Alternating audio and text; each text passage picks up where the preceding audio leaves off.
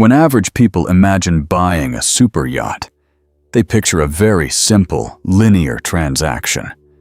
You have $1 billion in the bank. You find a yacht you like for $100 million. You write a check, and you sail away. But in the world of the ultra-high net worth, that is not how it works. In fact, doing it that way would be considered a massive financial blunder. Billionaires do not just spend money. They structure it. They isolate it. They leverage it. Today, we are going to look behind the curtain of mega wealth. We are going to expose the offshore entities, the complex tax strategies, and the surprising reason why the richest people on Earth often borrow money to buy their toys. Because a superyacht is never just a boat. It is a highly engineered financial ecosystem. Rule number 1 of extreme wealth: own nothing, control everything. If you look at the official registry of a $100 million mega yacht, you will almost never see the name of a famous billionaire or a tech CEO. Instead, you will see a company name. Usually, a company registered in the Cayman Islands, the Marshall Islands, or the Isle of Man. This is called an SPV, a special purpose vehicle. When a billionaire buys a yacht, they don't buy it personally. They create a brand new, anonymous corporation whose sole purpose in existence is to own that specific vessel. Why? First, there is the liability. If the yacht causes an environmental disaster or is involved in a catastrophic accident, the legal target is the SPV, not the billionaire's personal fortune. It builds a firewall between the liability of the ocean and the assets on land. Second is absolute privacy.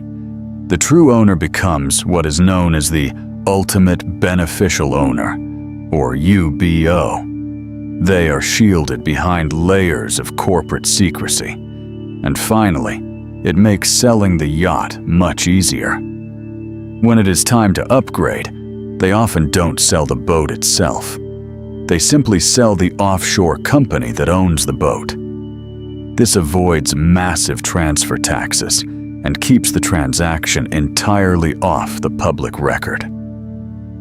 Here is a fact that surprises most people. Many billionaires do not pay cash for their yachts. They finance them. You might ask, why would someone worth $5 billion take out a loan for a $50 million yacht? The answer lies in a concept called opportunity cost.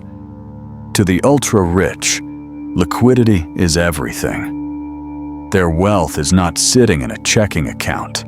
It is tied up in hedge funds, real estate, stocks, and private equity generating 8%, 10%, or even 15% returns every year.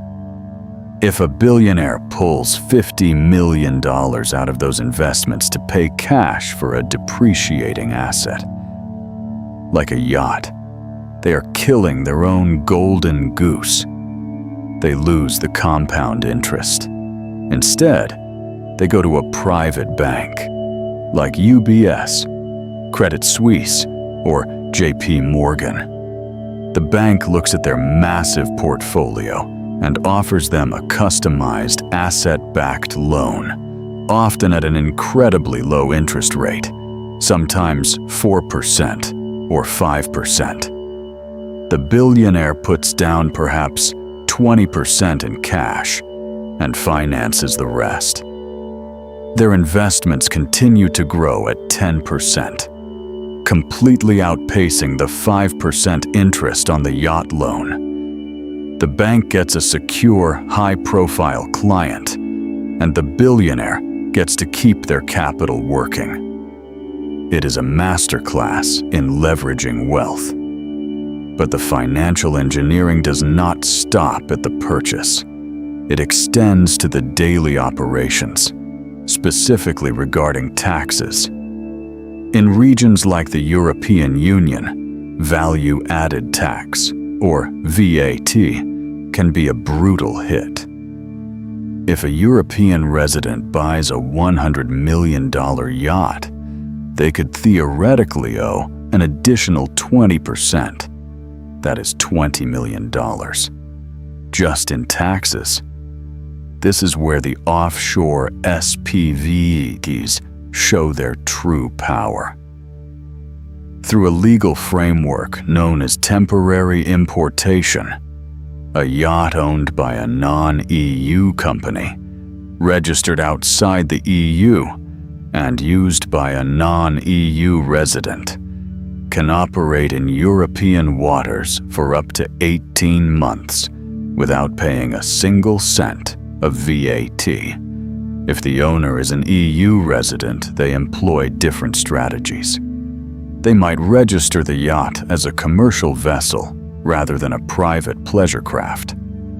By operating the yacht under a commercial flag, they can legally reclaim VAT on fuel, supplies, and shipyard maintenance.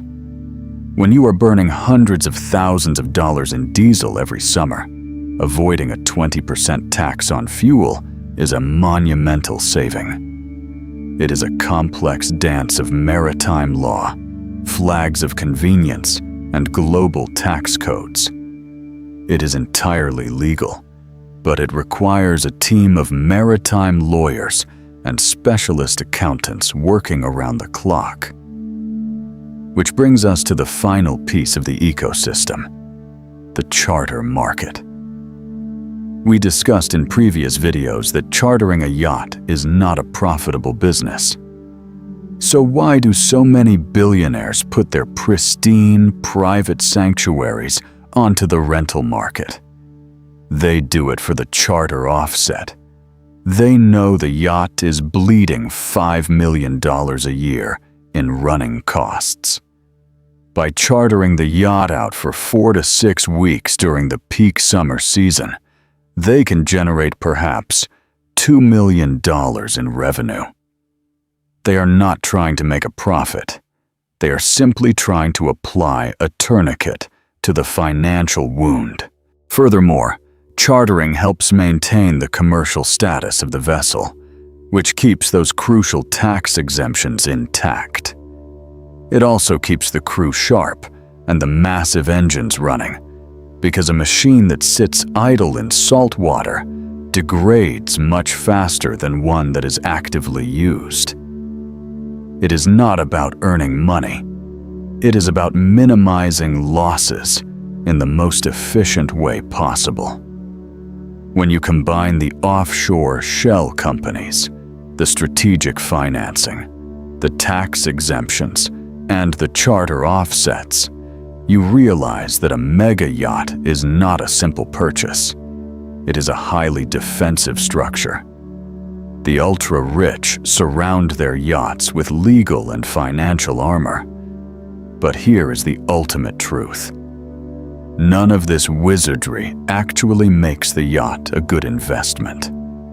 At the end of the day, a superyacht remains a rapidly depreciating asset that burns millions of dollars every year. All these complex structures do not eliminate the financial liability. They simply make it manageable. They allow the billionaire to enjoy the ultimate symbol of status and freedom, without cannibalizing the wealth that built their empire in the first place. If you want to continue exploring the hidden mechanics of extreme wealth, make sure you are subscribed to Ownership Ledger, because the real cost of luxury is never what it seems.